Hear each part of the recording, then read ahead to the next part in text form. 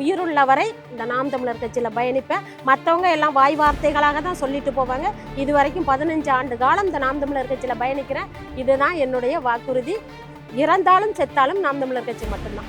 வந்த உடனே எனக்கு பெரிய பொறுப்பு வேணும்னு கேட்டா என்னடா, பிறந்தா ஒரு குழந்தை தவளணும், வளரணும், அதுக்கு பிறகு ஓடணும், அது படிப்படியாக தான்ப்பா பண்ண முடியும். உடனே எனக்கு மாநில பொறுப்பு கொடுக்கல. நான் மாவட்ட பொறுப்பில் இருந்தேன். மாவட்ட மகளிர் பாசறையாக இருந்தேன். அது கொஞ்ச நாள் போக மாநில மகளிர் பாசறை ஒருங்கிணைப்பாளராக இருந்தேன். அதுக்கு பிறகு மாநில மீனவர் அணி ஒருங்கிணைப்பாளராக இருக்கேன். மறுபடி சீமான் விஜயலட்சுமின்னு சொல்லிட்டு ஒரு சர்ச்சை ஏற்பட்டிருக்குது. இது நாம் தமிழர் கட்சியினுடைய வீழ்ச்சிக்கானதா பார்க்குறீங்களா? அது ஒரு பைத்தியம். நாம் தமிழர் கட்சி அது வளர்ச்சி அடைஞ்சு போயிட்டே இருக்கு. அது பைத்தியம் ஏதாவது சொல்லிட்டு இருக்கோம். உங்கள் வீட்டை பராமரித்து பாதுகாக்க அணுகுவீர் நிம்மதி ப்ராப்பர்ட்டி மேனேஜ்மெண்ட். வணக்கம், எப்படி இருக்கீங்க? நலமா இருக்கம்மா. அஞ்சம்மாள் அக்கான்னா யாரு, உங்களை பத்தி நீங்க சொல்ல முடியுமா? அஞ்சம்மாள்ங்கிறது எனக்கு கீவலூர் சட்டமன்ற தொகுதி காமேஸ்வரம் ஊராட்சி. இந்த ஊர் தான் நான் பிறந்த ஊர். கல்யாணம் பண்ணிக்கிட்டது மயிலாடுதுறை மாவட்டம் தரங்கம்பாடி தாலுக்கா புதுப்பேட்டைங்கிற ஒரு கிராமத்தில் கல்யாணம் பண்ணிக்கிட்டேன். எங்கள் மாமியார் அங்கே வருமானம் சரியாக இல்லாமல் இருக்கும்போது எங்கள் மாமியார் சொன்னாங்க, நீங்கள் அந்த பக்கம் போனால் கொஞ்சம் வருமானம் கிடைக்குமே அப்படின்னு சொல்லிட்டு எங்கள் மாமியாருடைய ஒப்புதலோடு தான் இங்கே வந்தோம். இங்கே 2 பையனும் ஒரு பொண்ணும் ஏதோ ஓரளவு மகிழ்ச்சியாக வாழ்ந்துக்கிட்டு இருக்கோம். இதுக்கிடையில் எந்த கட்சி நமக்கு போராட்டங்கள் முன்னெடுக்குதோ அந்த கட்சிக்குள்ளே போகலாம் அப்படிங்கிற ஒரு எண்ணம் எனக்கு இருந்துச்சு. அப்போ இங்கே 3 தடவை பிரசிடெண்ட்டாக இருந்திருக்காங்க அண்ணன் கனகசுந்தரம். அவங்கள போய் கேட்கும்போது அவங்க சொன்னாங்க, உன்னை மாதர் சங்கத்தில் சேர்த்து விட்றோம்மா, அதுதான் நல்லா இருக்கும் அப்படின்னு சொல்லிட்டு அவங்க சொன்னாங்க. அதுக்கு பிறகு கொஞ்ச நாள் ஓட இலங்கை போர் உச்சத்தில் இருக்குது. அப்போ அண்ணனோட அலுவலகம், சீமானனோட அலுவலகம்லாம் உடைக்கிறாங்க, லேப்டாப்லாம் உடைக்கிறாங்க, பழ நெடுமாறன் ஐயா அனுப்பின ரத்த பொட்டலங்கள்லாம் உடைக்கிறாங்க. இதெல்லாம் பார்க்கும்போது அந்த இறந்ததெல்லாம் மக்கள் கொத்து கொத்தாக சாகும்போது ரொம்ப வேதனையாக இருந்துச்சு. அதை இன்றைக்கும் அந்த வீடியோவில் பார்த்தாலும் எனக்கு தாங்க முடியாது. ஏன்னா நான் ஒரு பிள்ளை, நம்ம பிள்ளை, நம்ம பொண்ணு, நம்ம அக்கா தங்கச்சி அண்ணன் தம்பி அந்த உறவுகள் தான் அங்கே இறந்தது. ஆனால் 2009 வரைக்கும் எனக்கு நான் யாருங்கிறதே எனக்கு தெரியாது. இந்த காரணத்துக்காக தான் நீங்கள் நாம் தமிழர் கட்சியில் சேர்றதுக்கான முக்கிய காரணமா? ஆமாம், முதலாக இதுதான் காரணம். அப்போ அவங்களும் போராடுறாங்க, அண்ணனும் குரல் கொடுக்குறாரு, இவர் கேட்டது தவறு இல்லையே அப்படிங்கிறதுனால சரி இந்த பக்கம் போகிறத விட நம்ம நாம் தமிழர் கட்சிக்கு போகலாம் அப்படின்னு சொல்லிட்டு முடிவெடுத்து தான் என்னுடைய கணவருடைய ஒப்புதலோடு நான் அப்போ போய் பார்த்தேன். அப்போது சரிக்கா அப்படின்னு சொல்லிட்டு அதோட கட்சியில் பயணிச்சிட்டு. நாம் தமிழர் கட்சியில் மகளிர் அணி பொறுப்பில் இருந்தீங்க, தற்போது மீனவர் அணி பொறுப்பை கொடுத்துருக்குறாங்க. இதுக்கான காரணம் என்ன? காரணம் என்னன்னா நான் உடனே எனக்கு மாநில பொறுப்பு கொடுக்கல. நான் மாவட்ட பொறுப்பில் இருந்தேன். மாவட்ட மகளிர் பாசறையாக இருந்தேன். அது கொஞ்ச நாள் போக மாநில மகளிர் பாசறை ஒருங்கிணைப்பாளராக இருந்தேன்.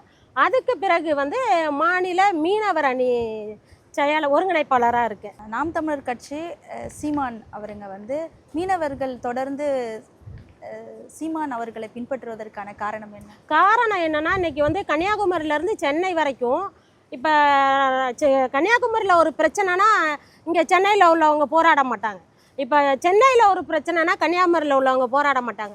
அந்த மாதிரி நம்ம உணர்வற்று போய் இருக்கமே, அந்த உணர்வெல்லாம் தட்டி எழுப்பி நம்ம எல்லாரும் மீனவர்கள் அப்படிங்கிறத, நமக்கு ஒரு பிரச்சனைனா எல்லாரும் குரல் கொடுக்கணும், அந்த வேலையை நாங்கள் தொடர்ந்து செய்யணும்னு தான் இப்போ எங்களையெல்லாம் பொறுப்புக்கு போட்டு அந்த மாதிரி வேலைகளை முன்னெடுக்க சொல்லியிருக்காங்க. இன்றைக்கி ராமநாதபுரத்தில், நாளைக்கு தங்கச்சி மடத்தில் உண்ணாவிரதம், தொடர் உண்ணாவிரதம். யார் வீட்டு சொத்து? நம்ம வீட்டு சொத்து. நம்ம கச்சத்தீவு நம்மளுடைய சேதுபதி மன்னன் பாட்டனுடைய சொத்து. அதை என்ன பண்ணியிருக்காங்க, கருணாநிதியோட தயவோட இவங்க இந்திரா காந்தி தாரை வார்த்து கொடுத்தாங்க. தாரை வார்த்தை. ஆனால் இன்னைய செய்தி கூட சுப்பிரமணிய சுவாமி சொல்கிறாரு, அந்த தாரை வார்த்ததுக்கும் கருணாநிதி பணம் வாங்கிக்கிட்டார் இன்னைக்கு சுப்பிரமணிய சாமி சொல்கிறாரு.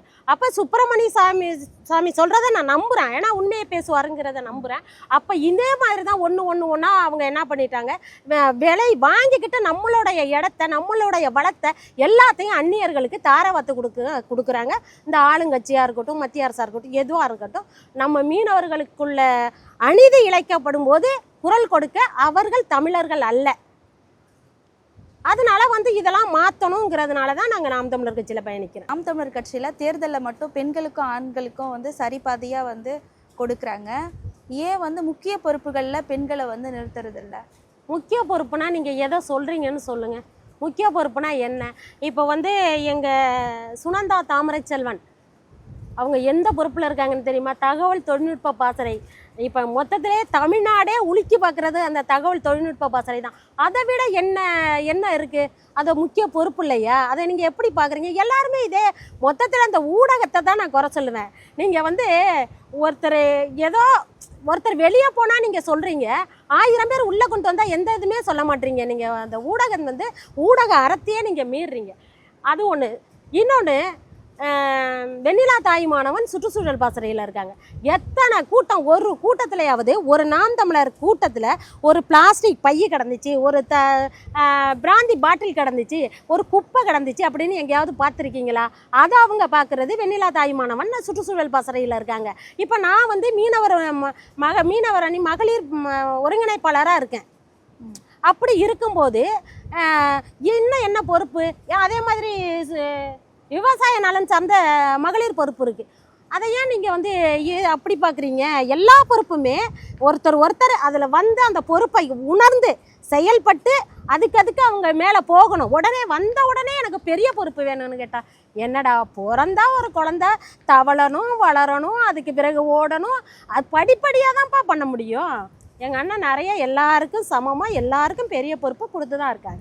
திரு சீமான் அவருங்க இப்போ கொஞ்ச நாளைக்கு முன்னாடி தந்தை பெரியார் அவர்களை பற்றி ஒரு விமர்சனத்தை வச்சுருந்தாரு. நீங்கள் ஒரு பெண்ணாக இருந்து அதை எப்படியா பார்க்குறீங்க? என்ன பெண்ணாக இருந்து? அவர் ஒரு தமிழன் கிடையாது. மொத்தத்தில் அவர் ஈவேரா, அவர் தந்தையும் கிடையாது எங்களுக்கு. அவர் எல்லாமே பேசுனதெல்லாம் நீங்கள் வலையொலியில் தட்டி பாருங்கள். கர்ப்பப்பையை வந்து அறுத்தறியணுங்கிறாரு. பெண்கள் வந்து விருப்பம் இல்லாத போது நீங்கள் அதை எடுத்து கொள்ளலாம்னு தான் சொல்லியிருக்காரு. என்னப்பா அது? என்ன குழந்தை பெற்றுக்கிறது அதில் வந்து ஒரு குடும்பங்கிறது குழந்தை, அதில் கிடைக்கிற மகிழ்ச்சி அளவற்றது. இதை போய் தேவையில்லைன்னா எடுத்துக்கணும். மறுபடி சீமான் விஜயலட்சுமின்னு சொல்லிட்டு ஒரு சர்ச்சை ஏற்பட்டிருக்குது. இது வந்து நாம் தமிழர் கட்சியினுடைய வீழ்ச்சிக்கானதாக பார்க்குறீங்களா? அது ஒரு பைத்தியம். நாம் தமிழர் கட்சி அது வளர்ச்சி அடைஞ்சு போயிட்டே இருக்குது. அது பைத்தியம் ஏதாவது சொல்லிகிட்டு இருக்கோம். அதெல்லாம் பற்றி நம்மலாம் அதெல்லாம் காதில் வாங்க வேண்டிய அவசியம் இல்லை. மீனவர் சமுதாயத்துக்கு என்ன உரிமை வேணும்? மக்களுக்கான இடஒதுக்கீடு ஆகட்டும் சரி, உரிமைகள் ஆகட்டும் சரி, நீங்கள் இது வந்தால் இந்த ஆட்சி வந்தால் எங்களுக்கு சரியானதாக இருக்கும், இந்த கோரிக்கைகள்லாம் எங்களுக்கு நிறைவேற்றணும் அப்படின்னா நீங்கள் என்னென்ன கோரிக்கைகள் வைப்பீங்க? இப்போ வந்து போன தேர்தல் வாக்குறுதியில் திமுக சொன்னிச்சு, குளச்சலில் படகு கட்டும் தொழிற்சாலை அமைப்போன்னு சொன்னிச்சு. வாக்குறுதியில் பண்ணலை. டீசல், மானிய டீசல் வந்து இந்த சாதாரண சின்ன போட்டுக்கு வந்து 300 லிட்டர்லேருந்து 400 லிட்டர் மானிய டீசல் தருவோன்னு சொன்னிச்சு. அது தரலை.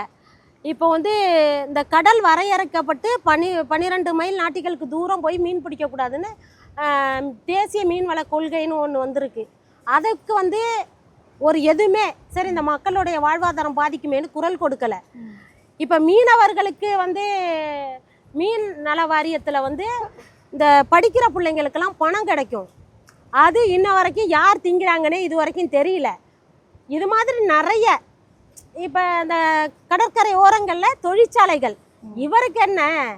எந்த மக்கள் செத்தா இந்த ஆளுங்கட்சிக்கு என்ன? எந்த மக்கள் எங்கே ஒதுங்கினா இவங்களுக்கு என்ன? கடலும் கடல் சார்ந்த இடமும் மீனவர்களுக்கே சொந்தம்னு எங்கள் அண்ணன் சொல்லியிருக்காரு.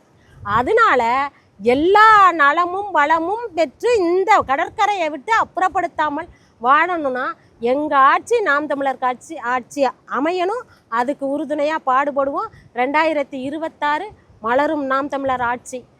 2026 நீங்கள் நாகப்பட்டினம் தொகுதியில் வந்து எம்எல்ஏ சீட்டு வாங்க வாய்ப்பு இருக்கா?